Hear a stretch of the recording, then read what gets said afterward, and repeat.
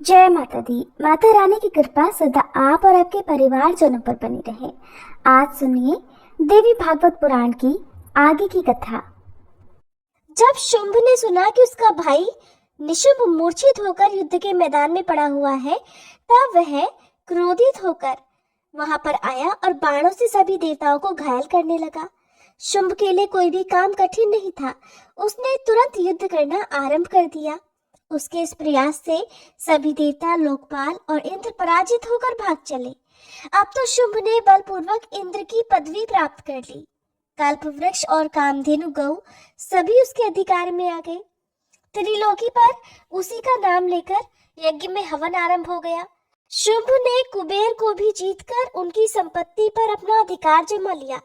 सूर्य और चंद्रमा उसके अधीन बनकर उसके चक्कर लगाते थे। यमराज को हराकर वह पद भी उसने अपने अधिकार में कर लिया। अपने प्रभुत्व से शुंभासुर अग्नि, वरुण और वायु सभी के कार्य का स्वयं व्यवस्थापक बन गया। सभी उसके अधीन रहकर कार्य करने लगे। देवता बेचारे नंदन वन को छोड़कर पर्वतों की खोहों में जाकर छिप गए। राज्य छिन जाने के कारण उनकी शोभा नष्ट हो गई थी। अनाधिकारी बनकर वे वनों में इधर उधर भटकने लगे। अब देवताओं का कोई भी सहायक नहीं रहा। वे निराधार, निस्तेज और निरायुध होकर अपना समय बिताने लगे। इस स्थिति में पर्वतों की कंदराओं, जनशून्य जंगलों और नदियों के दरारों में ही समस्त देवताओं का आना जाना था। स्थान भ्रष्ट हो जाने के कारण वे कहीं भी सुख से समय नहीं बिता पा रहे थे। महाराज, ये बिल्कुल निश्चित है कि सुख प्रारब्ध के अधीन है। अत्यंत पराक्रमी, महान भाग्यशाली, प्रचुर ज्ञानी और धनाढ्य व्यक्ति भी विपरीत समय आने पर दुख और दैत्य के चक्कर में पड़ ही जाते हैं। महाराज, काल की करामात बड़ी ही अद्भुत है। उसके प्रभाव से राज्य का अधिकारी व्यक्ति भी भिक्षुक बन जाता है। दाता को भिखमंगा, बलवान को निर्बल, पंडित को अज्ञानी और शूरवीर को अत्यंत कातर बना देने का श्रेय एकमात्र प्रारब्ध को ही है। 100 अश्वमेध यज्ञ करने के बाद देवराज इंद्र को स्वर्ग का सर्वोत्कृष्ट अधिकार प्राप्त हुआ था, फिर भी उन्हें असीम कष्ट भोगने पड़े। ये सब काल की ही तो अद्भुत करामात थी। काल की कुचेष्टा में किसी प्रकार का कोई आश्चर्य नहीं करना चाहिए। व्यास जी कहते हैं, राजन, सभी देवता परास्त होकर भाग गए। स्वर्ग पर शुंभ का राज्य प्रस्थापित हो गया। पूरे 1000 वर्ष तक शुंभ राज्य करता रहा। राज्य से भ्रष्ट हो जाने के कारण देवता अत्यंत चिंतित थे। उनके दुख का कोई पार नहीं था। तब उन्होंने बृहस्पति जी के पास जाकर पूछा कि गुरु, अब क्या करना चाहिए, बताने की कृपा करें। महाभाग, आप तो सर्वज्ञ और मुनियों के सिरमौर हैं। इस संकट को दूर करने के लिए कोई उपाय करना परम आवश्यक है। बहुत से उत्तम उपचार हैं। हजारों ऐसे वैदिक मंत्र हैं जिनके अनुष्ठान से अभिलाषा पूर्ण हो सकती है। सूत्रों ने इसका स्पष्टीकरण भी किया है। सभी कामनाओं को पूर्ण करने वाले तरह तरह के यज्ञ भी बताए गए हैं। मुने, आप उन उपायों को काम में लेने की कृपा करें। उनकी सभी विधियां तो आपको पता ही है।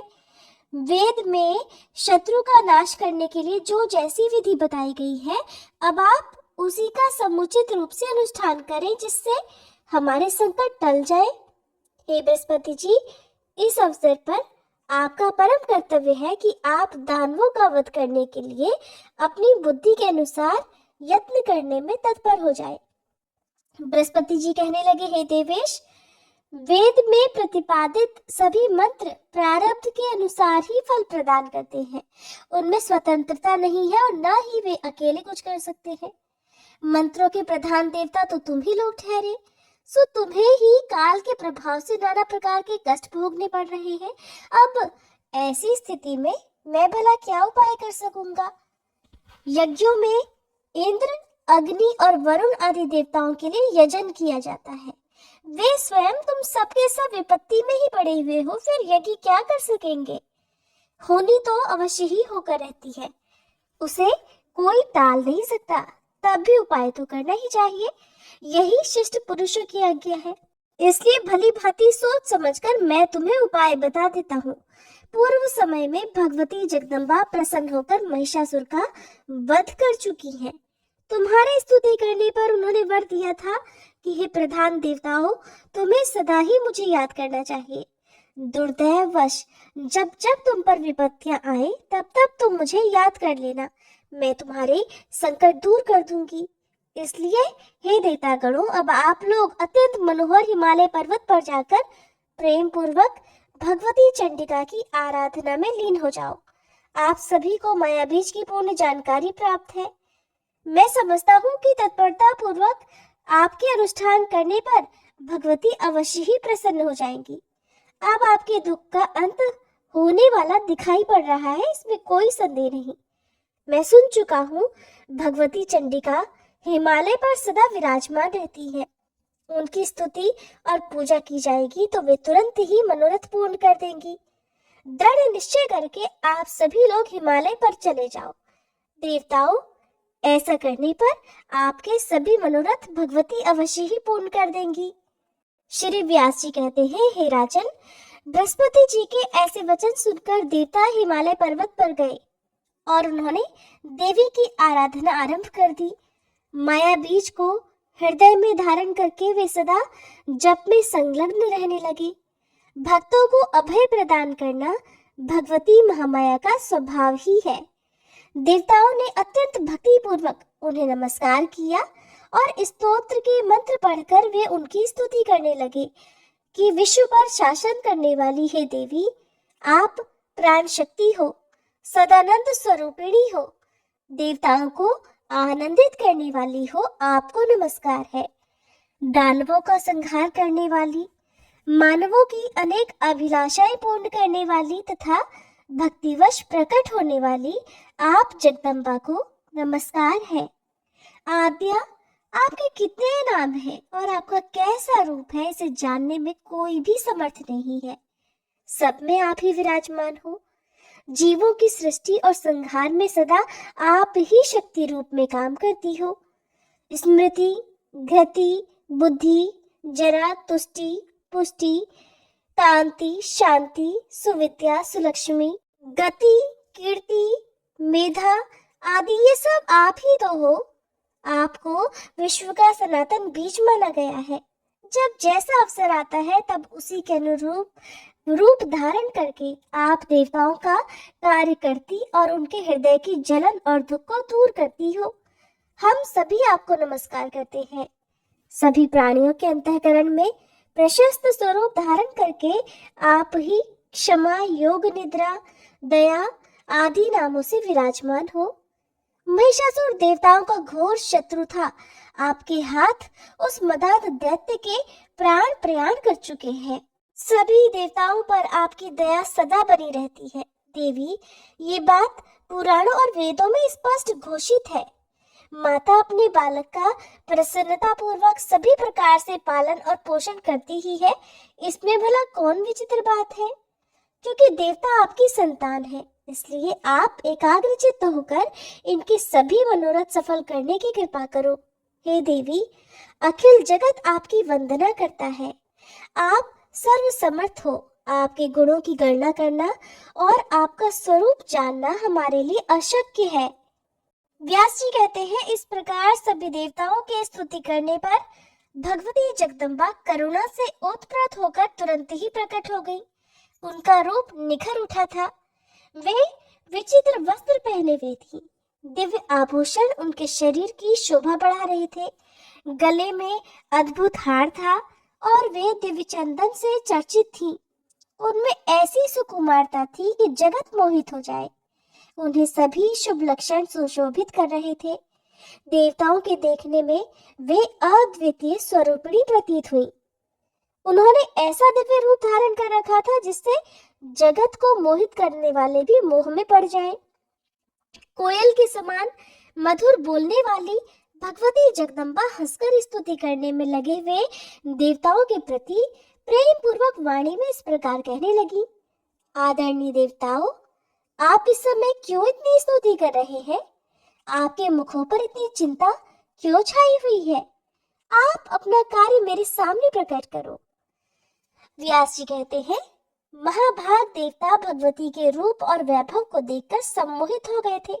उनकी वाणी सुनकर वे प्रेम पूर्वक अपनी स्तुति करने का रहस्य बतलाने लगे। देवतागण कहने लगे कि जगत को नियंत्रण में रखने वाली हे करुणामयी देवी, हम सब आपकी शरण में आकर स्तुति कर रहे हैं। आप हमें सभी संकटों से बचाइए। दैत्यों के सताने से हमारा मन अत्यंत उद्विग्न हो उठा है। महादेवी, पूर्व समय की बात है, महिषासुर देवताओं के लिए महान कंटक बना हुआ था। आपने उसे मारकर हमें वरदान दिया था कि जब कभी तुम पर आपत्ति आए तब तुम मुझे याद करना। स्मरण करते ही आप हमारे दुखों को दूर कर देंगी, इसमें किंचित मात्र संदेह नहीं है। इसलिए हे देवी, इसी कारण हमने इस समय आपको याद किया है। इस समय शुंभ और निशुंभ नामक दो दानव उत्पन्न हुए हैं। उनकी आकृति अत्यंत भयंकर है। देवी, वे हमारे कार्यों में सदा विघ्न डाला करते हैं। किसी भी पुरुष से वे मारे नहीं जा सकते। ऐसे ही प्रतापी रक्तबीज और चंडमुंड भी है। इनके अलावा भी और बहुत से महान शक्तिशाली दानव हैं। इन असुरों ने हम देवताओं का राज्य छीन लिया है। महाबले, हे सुमध्य में, हमें दूसरा कोई भी अवलंब नहीं है, केवल एक आपकी ही शरण में हम आए हैं। देवता अवश्य ही महान कष्ट पा रहे हैं। आप इन सभी का कार्य सिद्ध करने की कृपा करो। देवी, देवता आपके चरणों की शरण ग्रहण करके अत्यंत बलशाली दानवों द्वारा प्राप्त दुख आपको बता चुके। माते, ये देवता आपके प्रति अटूट श्रद्धा रखते हैं। इस समय इन पर दुख के बादल उमड़ रहे हैं। अब आप इनके लिए शरण्य होकर इनका दुख दूर करने की कृपा करो। देवी, युग के आरंभ में आपने ही इस विश्व की रचना की थी। आप अपना बनाया हुआ जानकर अखिल भूमंडल की रक्षा में तत्पर हो जाओ। माता, अभिमानी दानव बल के घमंड में चूर होकर जगत को पीड़ा पहुंचा रहे हैं। उनका विनाश करके इस जगत को सुख प्रदान करो। व्यास जी कहते हैं, देवता शत्रुओं से अत्यंत दुखी थे। उन्होंने जब इस प्रकार देवी की स्तुति की तब देवी ने अपने विग्रह से एक दूसरा ही रूप प्रकट कर दिया। जब भगवती पार्वती के शरीर से जगदम्बा साकार रूप में प्रकट हुई तब सभी जगत उन्हें कौशिकी नाम से पुकारने लगा।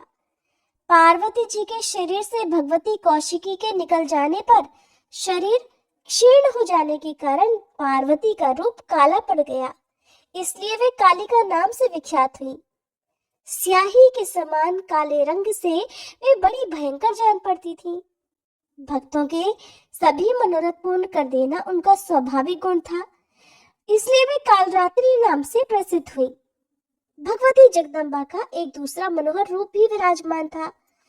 सभी भूषण उस श्री विग्रह की शोभा बढ़ा रहे थे। लावण्य आदि सभी शुभ गुणों से वह संपन्न था।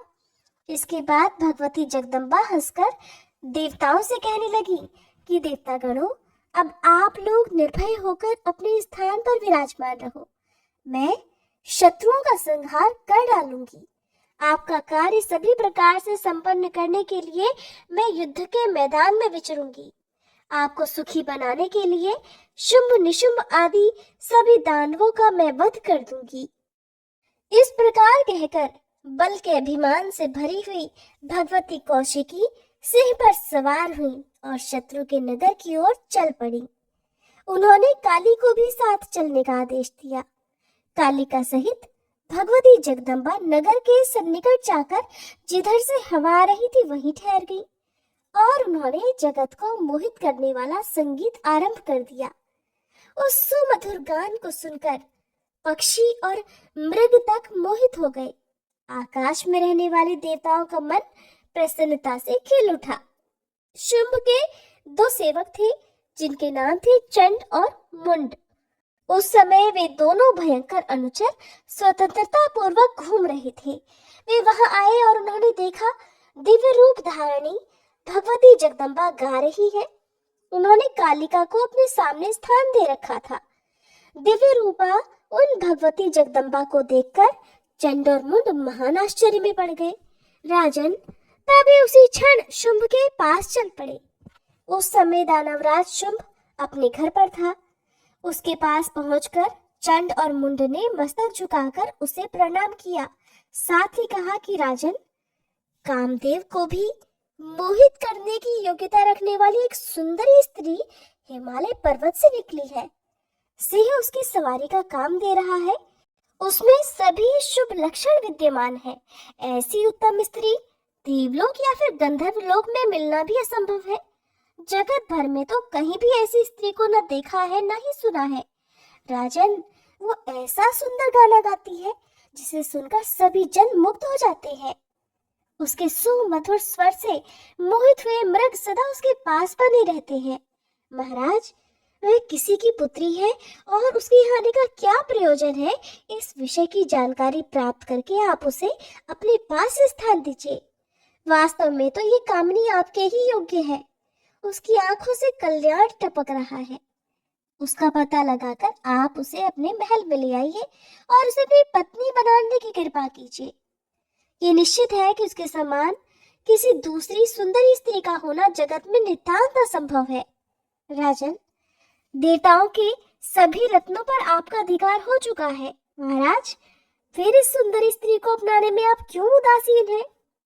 राजन, आपने इंद्र से बलपूर्वक ऐश्वर्यपूर्ण ऐरावत हाथी, पारिजात वृक्ष और उच्च श्रवा अश्व आदि छीन लिए हैं। राजन, ब्रह्मा का अद्भुत विमान रत्नमय है। राजहंस के चिन्ह वाली ध्वजा उस पर फहरा रही है। ऐसे दिव्य विमान को आपने बलपूर्वक अपने अधिकार में कर लिया है। राजन, पद्म नामक निधि आप कुबेर से छीन लाए हैं। वरुण का शुभ छत्र आपने हठपूर्वक ले लिया है। राजन, आपके भाई निशुंभ से वरुण की मुठभेड़ हुई थी। वरुण हार गया, तभी से उसका पाश भी निशुंभ के पास ही है। महाराज, आपके भय से समुद्र ने, जिसके कमल कभी कुमलाते नहीं, ऐसी माला तथा तरह तरह के रत्न आपको भेंट किए हैं। राजन, मृत्यु की शक्ति और यमराज के अत्यंत भयंकर दंड भी इस समय आपके अधिकार में है। उन्हें पराजित करके आपने उनको छीन लिया है। आपके पराक्रम का कहाँ तक बखान किया जाए। समुद्र से प्रकट हुई कामधेनु गौ इस समय आपके घर पर शोभा पा रही है। राजन, मेनका प्रभृति अप्सराएं आपके अधीन रहकर सेवा करती है। इस प्रकार सभी श्रेष्ठ रत्नों को बलपूर्वक आपने अपने अधिकार में कर लिया है। फिर मन को मुग्ध करने वाली इस अनुपम स्त्री पर आप अपना अधिकार क्यों नहीं जमाते? राजन, आपके घर में जितने विपुल रत्न हैं, वे सभी इस सुंदरी स्त्री का सहयोग पाकर अपने यथार्थ रूप में परिणत हो सकते हैं। दानवराज, त्रिलोकी में कहीं भी ऐसी सुंदरी स्त्री नहीं है, इसलिए इस मनोहारिणी स्त्री को आप शीघ्र अपने यहाँ लाकर अपनी प्रिय पत्नी बना ले। व्यास जी कहते हैं, चंड और मुंड की वाणी बड़ी मधुर थी। उसके प्रत्येक अक्षर से शहद टपक रहा था। सुनकर शुंभ का मुख प्रसन्नता से खिल उठा। उसने अपने पास बैठे हुए सुग्रीव से यूं कहा, सुग्रीव, तुम बड़े बुद्धिमान हो, दूत बनकर जाओ और इस कार्य को संपन्न करो। वहां जाकर इस प्रकार वार्ता करना जिससे वह सुंदरी खुद ही यहाँ आ जाए। श्रृंगार रस के पारगामी विद्वान कहते हैं कि स्त्रियों के विषय में कार्य कुशल दूत को साम और दाम, इन दो उपायों का प्रयोग करना चाहिए। भेद नीति का प्रयोग करने पर रसभाव दोष उत्पन्न हो जाता है। दंड नीति का प्रयोग करने पर तो रस की सत्ता ही सर्वथा चौपट हो जाती है। इसलिए विवेकी जन इन दोनों उपायों को दूषित ठहराते हैं। दूत, साम और दाम, इन दो उपायों को ही प्रमुख मानकर इनका प्रयोग करना चाहिए। वाक्यों में मधुरता और नम्रता भरी होनी चाहिए। इन उपायों का प्रयोग करने पर भला कौन कामिनी स्त्री वश में नहीं आ सकती। जय माता दी। आज के अध्याय में बस इतना ही। इसके आगे का वृतांत जानने के लिए कृपया आप अगले अध्याय के अनुसार जरूर कीजिएगा। तो आइए दोस्तों, अब हम सीता नितनेम की कहानी सुनते हैं, जिसे सीता माता कहती थी और प्रभु श्री राम सुना करते थे। एक दिन श्री राम भगवान को किसी काम के लिए बाहर जाना पड़ा, तो सीता माता कहने लगी कि भगवान, मेरा तो 12 वर्ष का नितनेम है। अब आप बाहर जाएंगे तो मैं अपनी कहानी किसे सुनाऊंगी। तब श्री राम ने कहा कि सीते, आप कुएं की पाल पर जाकर बैठ जाना और वहां पर जो भी औरतें पानी भरने आएंगी उन्हें अपनी कहानी सुना दिया करना। सीता माता कुएं की पाल पर जाकर बैठ गई। तभी एक स्त्री आई। उसने रेशम की जड़ी की साड़ी पहन रखी थी और सोने का घड़ा ले रखा था। सीता माता उसे देखकर कहने लगी, बहन, मेरा 12 वर्ष का नितनेम सुन लो। पर वह स्त्री बोली कि मैं तुम्हारा नितनेम सुनूंगी तो मुझे तो घर जाने में देर हो जाएगी और मेरी सासू मुझसे झगड़ा करेगी। इसलिए उसने कहानी नहीं सुनी और अपने घर चली गई। लेकिन उसके घर जाते ही उसकी रेशम जड़ी की साड़ी फट गई। सोने का घड़ा मिट्टी के घड़े में बदल गया। सासू ने देखा तो पूछा, अरे बहू, यह किसका दोष लेकर अपने सिर आ गई है? बहू बोली, माँ जी, कुएं पर एक औरत बैठी थी। उसने अपनी कहानी सुनने के लिए कहा, लेकिन मैंने नहीं सुनी। शायद उसी का यह फल मुझे मिला है।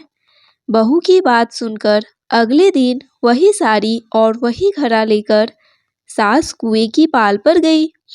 सास को वहीं पर सीता माता बैठी मिली तो माता सीता ने कहा, बहन, मेरी कहानी सुन लीजिए। सासू बोली, एक बार छोड़, मैं तो 4 बार कहानी सुन लूंगी। तब सीता माता बोली, राम आए, लक्ष्मण आए, देश के पुजारी आए, नित नेम का नेम लाए। आओ राम, बैठो राम, तभी रसोई जीमो राम। माखन मिश्री खाओ राम, दूध बतासा पियो राम। सुत के पल का मोठो राम, साल दुसाला पोठो राम, साल दुसाला ओढ़ो राम। जब बोलूं राम ही राम, राम सवारे सबके काम। खाली घर भंडार भरेंगे, सबका बेड़ा पार करेंगे। बोलो श्री राम, जय राम, जय जय राम। सासू बोली, बहन, कहानी तो बहुत अच्छी लगी। फिर कहानी सुनकर सासू घर चली गई और उसकी साड़ी फिर से रेशम जरी की बन गई। मिट्टी का घड़ा फिर वापस से सोने के घड़े में बदल गया। बहू ने देखा तो कहने लगी, सासू माँ, आपने यह सब कैसे किया? सासू बोली, बहू, तू दोष लगाकर आई थी और मैं अब दोष उतार कर आ रही हूँ। बहू ने पूछा कि माँ जी, वह कुएं वाली स्त्री कौन है? सासू ने बताया कि वह तो सीता माता थी। वह पुराने से नया कर देती है, खाली घर में भंडार भर देती है। वह लक्ष्मी जी का वास घर में कर देती है और मनुष्य की जो भी इच्छा हो उसे पूर्ण कर देती है। बहू बोली, माँ जी, फिर तो ऐसी कहानी मुझे भी सुना दो। सासू बोली कि ठीक है, तुम भी सुनो। फिर सास ने कहानी शुरू की। राम आए, लक्ष्मण आए, देश के पुजारी आए, नित नेम का नेम लाए। आओ राम, बैठो राम, तभी रसोई जीमो राम। माखन मिश्री खाओ राम, दूध बतासा पियो राम। सुत के पल का मोठो राम, साल दुसाला पोठो राम, साल दुसाला ओढ़ो राम। जब बोलूं राम ही राम, राम सवारे सबके काम। खाली घर भंडार भरेंगे, सबका बेड़ा पार करेंगे। बोलो श्री राम, जय राम, जय जय राम। कहानी सुनकर बहू बोली, माँ जी, कहानी तो बहुत अच्छी है। सासू ने कहा, ठीक है, अब से हम इस कहानी को रोज किया करेंगे। अब सास बहू रोज सवेरे उठती, नहाती धोती और पूजा करने के बाद नितनेम की सीता माता की कहानी कहती। एक दिन की बात है, उनके यहाँ पड़ोस की एक औरत आई और बोली कि बहन, जरा सी आँच तो देना। तो वह बहू बोली कि आँच तो अभी हमने जलाई नहीं है। पड़ोसन बोली, तो फिर तुम सुबह 4 बजे से उठकर क्या कर रही हो? तो उन्होंने कहा कि हम तो सुबह सुबह उठकर पूजा करते हैं, फिर सीता माता की कहानी करते हैं।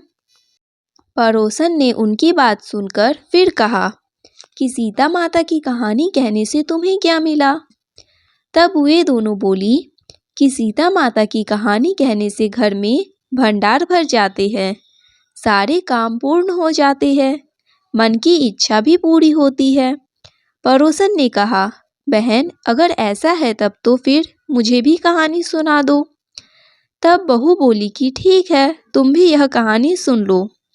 राम आए लक्ष्मण आए, देश के पुजारी आए, नित नीम का नीम लाए, आओ राम बैठो राम, तपी रसोई जीमो राम, माखन मिश्री खाओ राम, दूध बतासा पियो राम, सुत के बल का मोठो राम, साल दुसाला पोठो राम, साल दुसाला ओढ़ो राम। जब बोलूं राम ही राम, राम सवारे सबके काम, खाली घर भंडार भरेंगे, सबका बेड़ा पार करेंगे। श्री राम जय जय राम। पड़ोसन ने इस कहानी को सुना तो कहने लगी, बहन कहानी तो बहुत अच्छी लगी।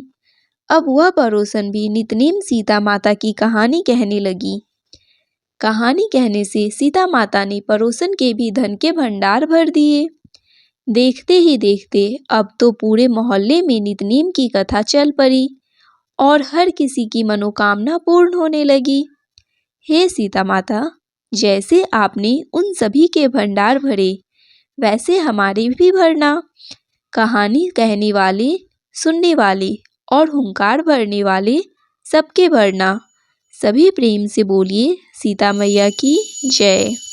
बंसी शोभित कर मधुर नील जलद तन श्याम, अरुण अधर जनु बिंब फल नयन कमल अभिराम, पूर्ण इंद्र अरविंद मुख पीतांबर शुभ साज, जय मनमोहन मदन छवि कृष्ण चंद्र महाराज, जय यदुनंदन जय जगवंदन, जय वासुदेव देवकी नंदन, जय यशोदा सुत नंदन दुलारे, जय प्रभु भक्तन के सतहतारे, जय नट नागर नागन थैया, कृष्ण कन्हैया धेनु चरैया, पुनि नख पर परुपु गिरिवर धारो, आओ दिनन कष्ट निवारो, आओ दिनन कष्ट निवारो, वंशी मधुर अधर धरि टेरो, होवे पूर्ण विनय यह मेरो, होवे पूर्ण विनय यह मेरो, आओ हरि पुनि माखन चाखो, आज लाज भारत की राखो,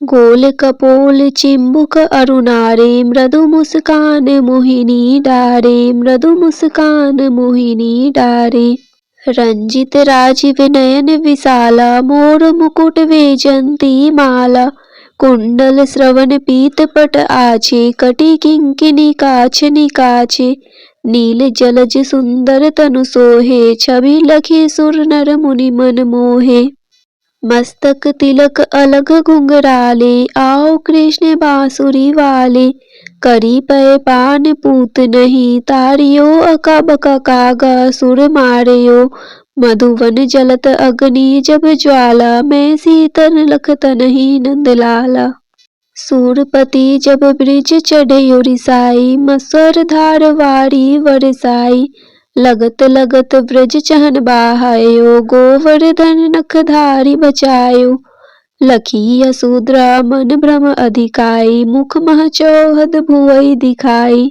दुष्ट कंस अति उद्यम मचायो, कोटि कमल जब फूल मंगायो, नाथि कालहिनी तुम तिलीनहा, चरण चिन्ह दे निर्भय किन्हे, करी गोपीन संग रास विलासा, सबकी पूरन करी अभिलाषा, कीतिक महा असुर संहारयो, कंस ही केस पकड़ी दे मारयो, मात पिता की बंदई छुड़ाई, उग्रसेन कह राज दिलाई, वहीं से मृतक छयो सुत लायो, मातु देव की शोक मिटायो, भौमासुर मुर दैत्य संहारी, लाए शत दस सहस कुमारी, देवी मही तृण चीर संहारा, जरा सिंधु राक्षस कह मारा, असुर बकासुर आर्दिक मारियो, भक्तन के तब कष्ट निवारियो, दीन सुदामा के दुख डारियो, तंदुल तीन मुठ मुख डारियो, प्रेम के साग विंदुर घर मांगे, दुर्योधन के मेवा त्यागे, लखी प्रेम की महिमा भारी, ऐसे श्याम दिन हितकारी, भारत के पारथ रथ हाँ के लिए चक्र कर नहीं बल था के। निज गीता के ज्ञान सुनाए भक्तन हृदय सुधा बरसाए। मीरा थी ऐसी मत वाली विष पी गई बजा कर ताली। रान भेजा सांप पिटारी सालिग्राम बने बनवारी। निज माया तुम विधि ही दिखायो उड़ते संयम सकल मिटायो। तब सत निंदा करी तत्काला जीवन मुक्त भयो शिशुपाला। जब ही द्रौपदी टेर लगाई दीनानाथ लाज अब जाई। तुरत ही वसन बने नंदलाला बड़े चीर में भीरी अरि मुँह काला। अस अनाथ के नाथ कन्हैया डूबत भवंबर बचावड नैया। सुंदर दास आ उड़धारी दया दृष्टि कीजे बनवारी। नाथ सकल मम कुमति निवारो क्षम हो बेगी अपराध हमारो। खोलो पट अब दर्शन दीजे बोलो कृष्ण कन्हैया कीजे। यह चालीसा कृष्ण का पाठ करे उड़धारी। अष्ट सिद्धि नवनिधि फल लहे पदारथ चारी। इति श्री कृष्ण चालीसा संपूर्ण। श्री तुलसी चालीसा पाठ। जय जय तुलसी माता सब जग की सुखदाता। विष्णु प्रिय भवानी पूजत हरि हर ज्ञानी। नमो नमो तुलसी महारानी नमो नमो तुलसी महारानी। पाप नाशिनी पुण्य प्रदानी सब जग की हो सुखदानी। नमो नमो तुलसी महारानी सब जग की हो सुखदानी सब जग की हो सुखदानी। जय तुलसी जग की सुखदानी जय तुलसी जग की सुखदानी। पाप नाशिनी पुण्य प्रदानी सब जग की हो सुखदानी। पाप नाशिनी पुण्य प्रदानी सब जग की हो सुखदानी सब जग की हो सुखदानी। नर नारी जो तुलसी ध्यावे सब सुख संपत्ति पूर्ण पावे। लक्ष्मी रूप धरो तुम माता विष्णु प्रिय भव भवदाता। घर में तुलसी रहे निरंतर होए न दरिद्रता का अंतर। कृपा दृष्टि जब तुम कर देवी सब विपदा पल में हर लेती। तुलसी पूजन जो नर नारी करे सदा सुख संपत्ति भारी। कष्ट न आवे रोग न बाधा सदा रहे सुख सौख्य साधा। तुलसी माता की महिमा न्यारी महिमा गावे वेद पुरानी। राम नाम को करे प्रचार भक्तन को दे भव से पार। जो कोई तुलसी चालीसा गावे भक्ति भाव से शीस नवावे। उसके घर सुख शांति आवे कृपा तुम्हारी सदा लहावे। तुलसी माता की सदा करो वंदना शीस नवाए। तुलसी माता की सदा करो वंदना शीस नवाए। कृपा दृष्टि मुझ पर रहे संकट दूर भगाए। कृपा दृष्टि मुझ पर रहे संकट दूर भगाए।